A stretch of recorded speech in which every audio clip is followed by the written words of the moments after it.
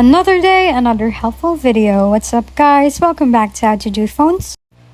In this video, I will show you how you can remove home button on iPhone. Before we start, make sure to click subscribe and hit the bell button to see our newest videos.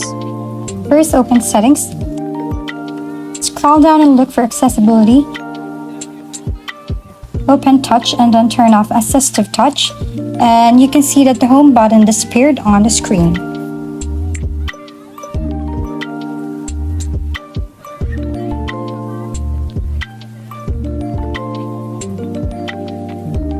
If this video was helpful, don't forget to give us a thumbs up and leave a comment down below. See you on our next video!